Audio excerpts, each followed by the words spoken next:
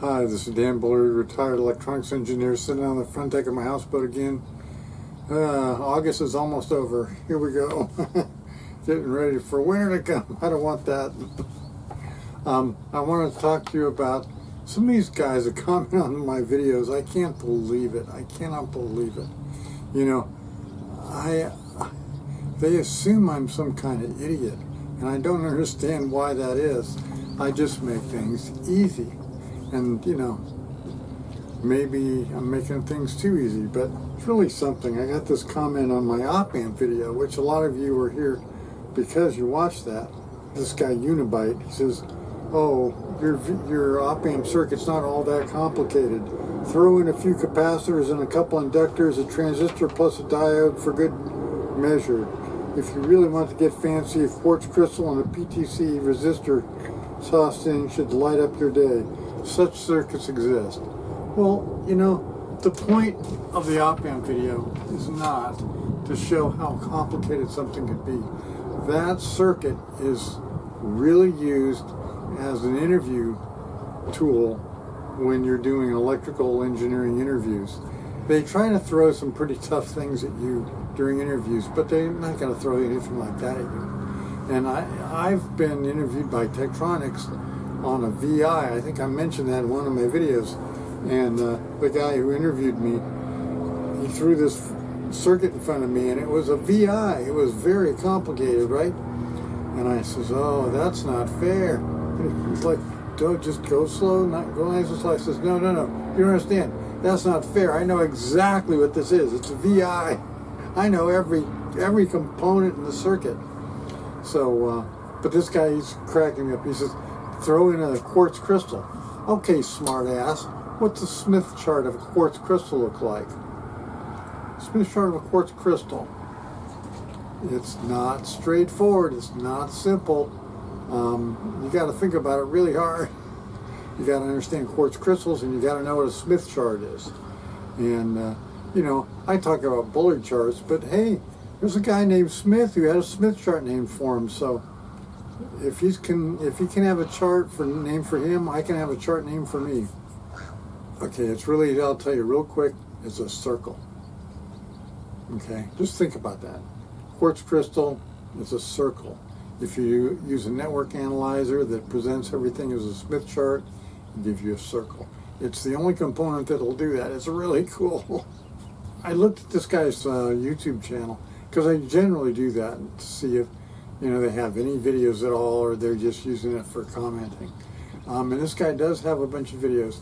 He's doing very, very low-end electronic circuits, and he thinks he's some kind of genius. You know, I don't understand why these people pick fights with me. I mean, don't do it. Don't do it. I have tested some of the most complicated things on the planet. You know, as I mentioned in my last video, I sat there during First Silicon, middle of the night, you know, on a Sunday night, sat there working with this guy who was working on an APG on the Schlumberger ITS 9000 IX. And here's a good picture of an IX. I finally found one. These pictures are hard to come by. I don't know why. But the IX was a big machine. I mean, remember, all these things are at least 7 feet tall, if not taller. So there's a standard 19-inch rack. It's like 7 feet tall. It's a big machine. And this thing's liquid cooled. And I don't remember how many pins it had. It was something like 768 or something like that, because it had to test at least one Pentium 2 or Pentium 3 or whatever. Big, big machine. And that's the one that was sequencer per pin, all liquid cooled, very cool. It's Sunday, so we're gonna have boats going by. But that's the one that Intel, the gal at Intel, she did a L2 cache chip, and she screwed it up. Remember, Intel, if you have a bachelor's degree, you can only be a technician. You can't be an engineer until you have at least a master's degree. So this gal had a master's degree. Imagine that.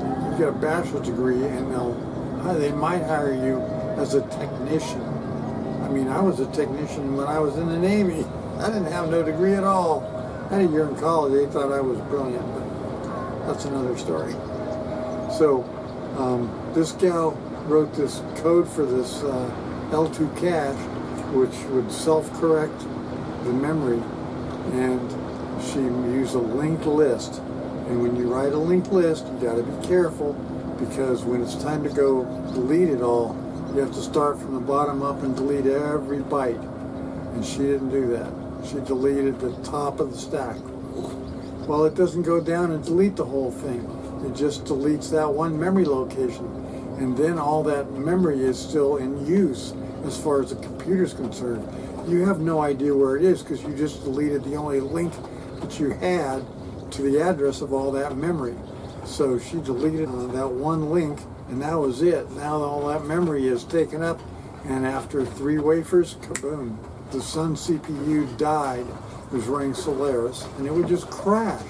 And they blamed me, you know, because they had this probe card on there that would cost them $20,000 to build. And it fried the probe card, and they said it was my fault because she screwed up. So I went in on the test floor and helped her find it, and it turned out it was her fault. So, you know, you compare the ITS 9000 to the stuff that he's doing, okay? The circuit that he did. There's no comparison.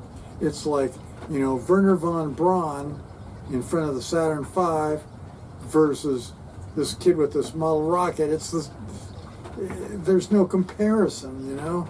I mean, remember that picture of me in front of the Teradyne A585? I did some fantastic work. And these guys, I mean, they don't even have a clue. You know, I don't have to brag, you know. I'm retired. I can do anything I want. I can do nothing at all. And I kind of like making videos, and especially on this nice day, beautiful weather. But I thought I'd address this guy. I know it doesn't help you guys a lot, but realize these guys who are telling you this stuff, people will stand there and tell you bullshit that isn't true. And you have to call them out on it. Eventually you have to call them out. Now, you know, because I didn't have a degree, I went years without saying anything to people. But I can now, and I don't have any friends. I don't have any friends because I pissed them all off. Because I came up with stuff that nobody in the world has ever discovered. Nobody could ever figure this stuff out. There's a boat gonna go, oh, it's a sailboat too. Oh, you should hang out and see it. So it's very cool. It's a Sunday, and so I generally don't make videos out here on Sundays because it gets really busy. But oh, there he is. He's beautiful. I don't know where he's coming from. He doesn't have AIS probably, so I couldn't find out. Fractional rig too. Fractional rig. Check it out. Look that up. So once again from the river, this Dan Bullard. See ya.